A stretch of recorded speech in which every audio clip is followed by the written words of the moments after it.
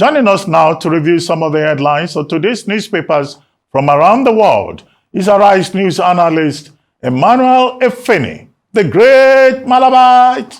Action. Good morning, Ruben. Good morning. Good morning, Ayo. Good morning, We're very much Efeni. at home mentioning those streets in Benin, Akpakpava, Mission Road, Ring Road. I lived in Benin for a Yes, year. I know. Well, we start the review with this day, Nigeria's newspaper of record. We start with a story above the lead. At meeting with northern leaders, Tinubu says growing out of school children unacceptable. Praises Rebado on improving security, seeks effective local government. Says he won't hesitate to sack non-performing ministers. Yes, the president yesterday received leaders of the Arewa Consultative Council at the State House, at the Aso Villa. And of course, the issue of out-of-school children, especially in the northern part of the country, was raised. Yes, that is one vice we must tame, because children who are out of school today, doing nothing, and at the mercy of the elements. Before long, they will be recruited into things untoward, and you have bandits, you have terrorists. So spot on that issue, but not just talking about it. Something has to be done, and very quickly too. Recall that at the days of Goodluck Ebele Jonathan, paid special attention to the Armangeries, building schools across the northern states so that these children not only get just Islamic education, they also get the Western education. But after Goodluck Ebele Jonathan, of course, unfortunately, the northern governors did not even see the need to ensure that those schools continue to be operational. And I think action, not just talk about out-of-school children. Now, the lead story in historic first. Trump found guilty of all 34 counts in hush money trial. Ex-president, this was a rigged trial by a conflicted, corrupt judge, where Donald Trump, anything he loses, it is rigged. He lost the last presidential election, it was rigged. Convicted on all counts, it was rigged. What else will be rigged against Donald Trump? Perhaps the next presidential election if he doesn't win. But this is historic. He will be convicted at a later date. The judge in that the jury in Manhattan, New York, found the former president guilty of all 34 counts. Now, let's move to other newspapers. The Daily Sun newspaper, quickly. Supreme Court gives governors ultimatum over local government autonomy.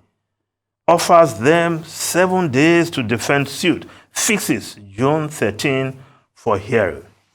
Yes, the governors who have been taken to the Supreme Court by the federal government, Attorney General of the Federation, must defend their position because it's not enough to sit on the neck of local government. The local government autonomy, the third tier of government, must be autonomous. And the efforts in this direction being championed by the federal government, I think it's a welcome development, but the Supreme Court has to rule on that because the federal government has taken the matter to the apex court in the land. Now, the Punch newspaper, students' loan, 336 state institutions listed as 60,000 registered. State students to be on board in 3 weeks. Applications received from 90% of federal schools. Yes, we canvassed on this platform that students from state-owned universities should be part of this students' loan scheme. And I think that prayer has been answered, and students from State University will now be able to apply. Now, the Guardian newspaper, Biafra Day turns bloody. Soldiers killed as IPOB and forces sit at home in Southeast. While the Daily Trust also has that story.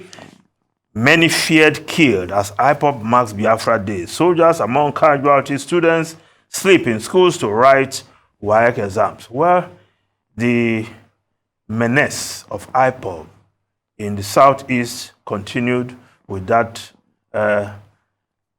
Biafra Day anniversary, which IPOB said they were marking. In trying to enforce that, they have maimed people, and in this case, they have even killed soldiers. Very sad indeed. I hope all those involved will be apprehended and brought to book. Now, the Vanguard newspaper, minimum wage, labor may begin nationwide strike on Monday if today's meeting to decide next line of action, labor. Governors gang up stalling minimum wage negotiations. Sources, as tripartite committee reconvenes after Labor's Tuesday walkout. Federal government pleads for Labor's understanding. Well, that meeting, the tripartite meeting negotiating a new minimum wage will continue today. And we hope they'll be able to come to a meeting point so that we don't have another round of industrial action across the country. Daily Independent newspaper, of course, the same day story, minimum wage, labor FG in make or break meeting today. Now, if we just go straight to the Business Day newspaper of Nigeria, Tinubu ends Seplat ExxonMobil impasse after high-level visits. Oil majors kickstarts downsizing, moves to smaller office.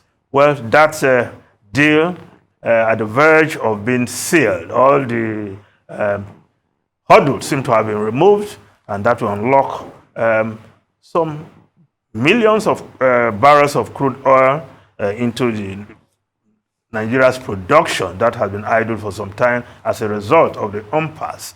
Now, the Business Day of South Africa, quickly, results show ANC on the ropes. Yes, the results trickling from South Africa shows that, well, ANC not likely to get the 50% threshold that is necessary to form a government.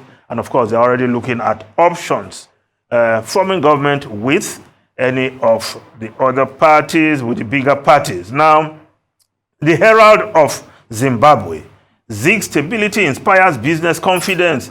RBZ governor, that's the Zimbabwe Reserve Bank governor, is saying that the stability of the Zimbabwean gold is now inspiring confidence in businessmen and women in and out of the country. Now, the lead story there, private sector urge to invest in education, that is in Zimbabwe.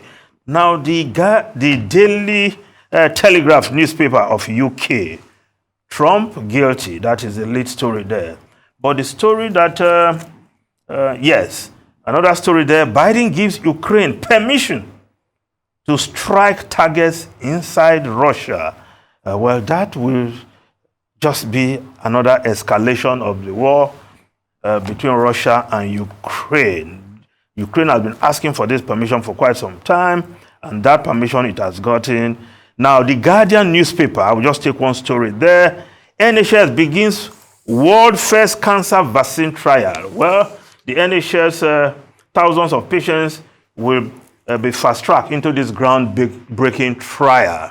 And this, the game-changing jabs, which is aimed to provide permanent cure, are custom built for each patient in just a few weeks.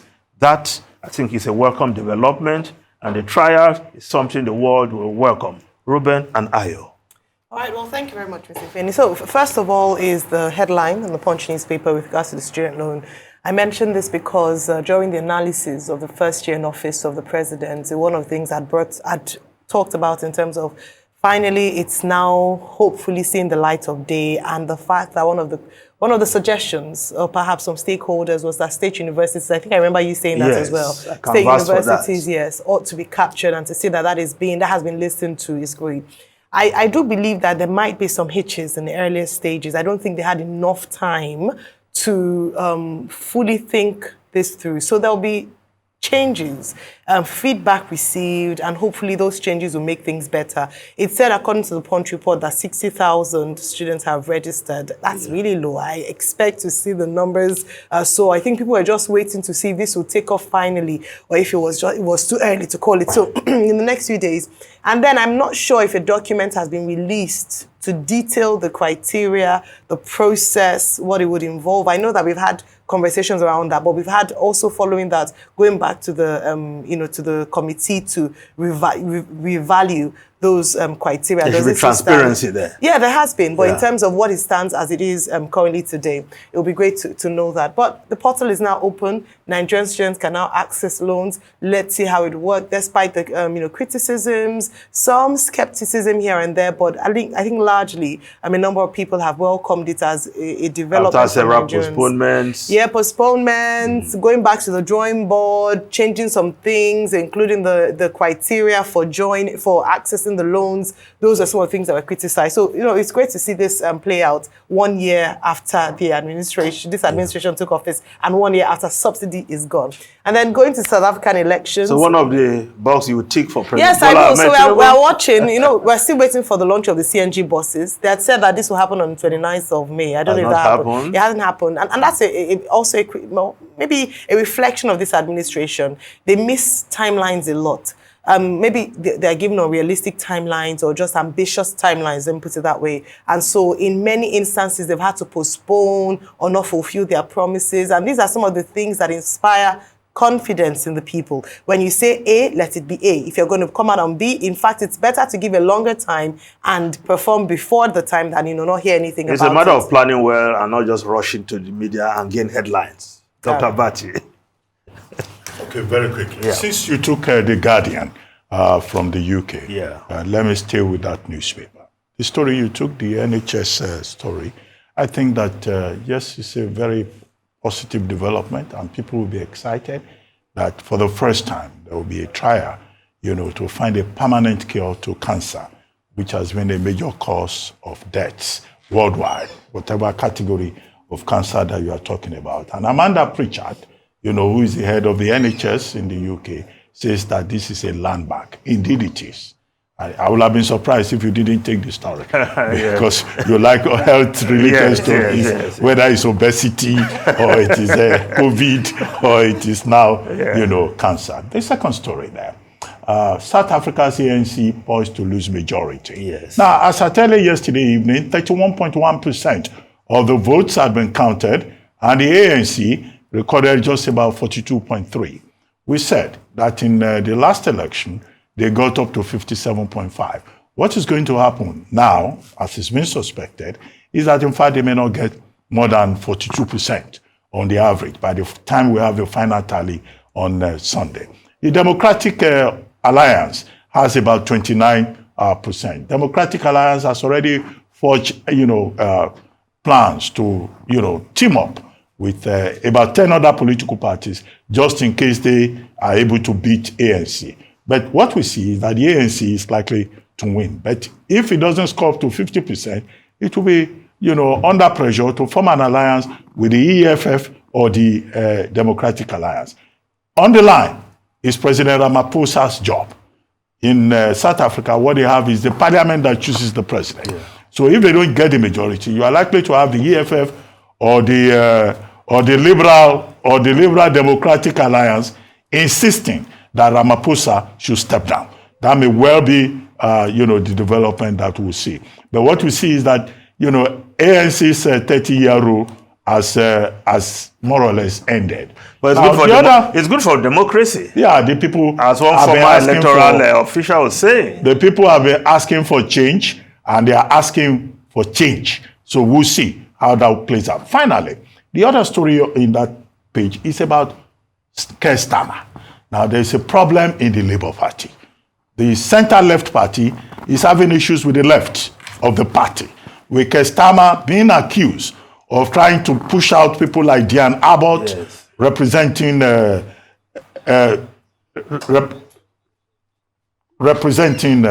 Hackney North and Stoke, pushing them out. The governing body is going to meet next week. Starmer says no, but in any case, Labour Party has a 16-point lead in the polls. And if polls are accurate there, as they are not here, then it looks like Labour is on his way, to win the general election, as we have seen also in the local elections. So thank you very much, Emmanuel.